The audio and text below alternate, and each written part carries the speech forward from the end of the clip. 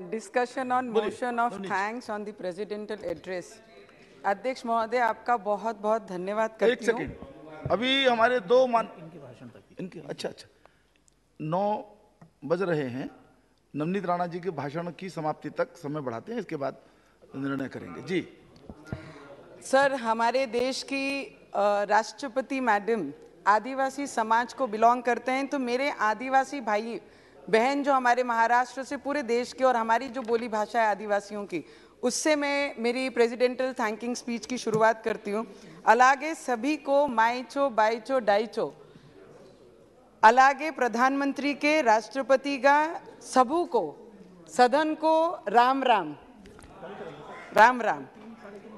Sir, जिस तरीके से हमारे प्रेसिडेंटल जो स्पीच हुई, पहली बार देश के एक आदिवासी क्षेत्र से आदिवासी महिला को इस पद पे लाकर, मैंने बहुत सारे लोगों का ये स्पीच सुना कि महिलाओं का आरक्षण बिल ये सदन में आना चाहिए। मुझे आप बताइए, ये पद के लिए तो कोई आरक्षण नहीं है, फिर भी एक आदिवासी क्षेत्र में काम करने वाली महिला को इस बड़े पद पे लाकर प्रेसिडेंटल बनाकर हमारी जैसी महिलाएं, युवक महिलाएं, इस देश की पिछड़ी महिलाएं, उनको सम्मानित करने का काम हमारे देश के प्रधानमंत्री जी ने किया। आरक्षण आना चाहिए, सभी महिलाएं, सभी पुरुष भाई हमारे साथ हैं कि आरक्षण इस सदन में आना चाहिए, उसका स्वागत करेंगे।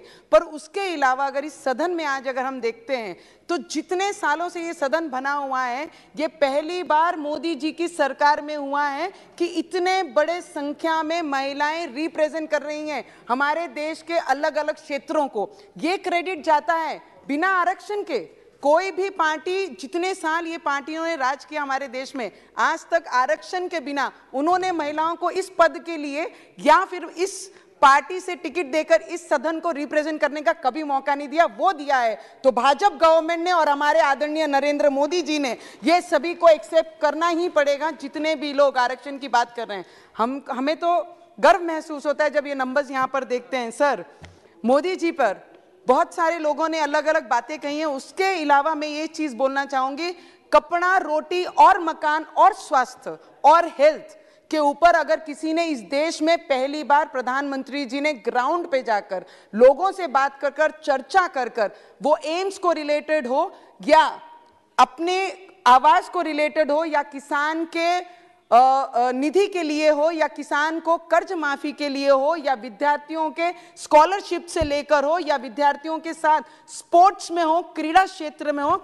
हर क्षेत्र को अंडरलाइन करके इस देश के प्राइम मिनिस्टर जी ने, ये देश का हर व्यक्ति आगे बढ़ना चाहिए, ना कि पॉलिटिकल बैकग्राउंड को बिलोंग करने वाले लोगों को आगे बढ़ाने का काम उन्होंने नहीं। उन्होंने एक काम किया है, जो जरूरतमंद है, जिन्हें आवाज नहीं, उन्हें आवाज देने का काम किया है। किसानों को कर्ज माफी करके उन्हें आगे बढ़ाने का काम किया है। किसानों को वर्षाना जो 6,000 रुपया दिया वो देकर उनको मदद करने का काम किया है।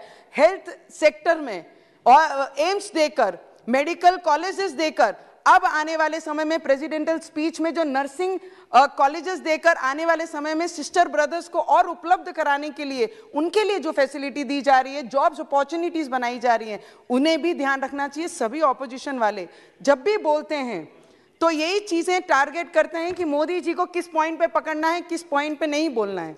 सर, मैं आपको इतना बताना चाहूंगी कि डिजिटल आज देश में अगर कोई लाया है तो ठेले वालों से लेकर, भाजी वालों से लेकर, बड़े व्यापारियों से लेकर, प्राइवेट सेक्टर में लेकर डिजिटल अगर कोई नॉन लोगों में कराए, रूरल एरिया में भी लोड गाड़ियों पे, ठेलों पर आज QR कार्ड करके स्कैन करके आप 50 रुपए 20 रुपए देना भी अगर किसी ने इस देश को सिखाया है तो वो मोदी जी ने ही सिखाया है।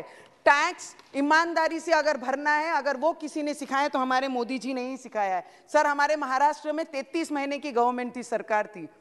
आमच्या महाराष्ट्रामध्ये 33 महीन्याची सरकार में हनुमान जी का नाम लेना और राम जी का नाम लेना बहुत बड़ा गुनाह था।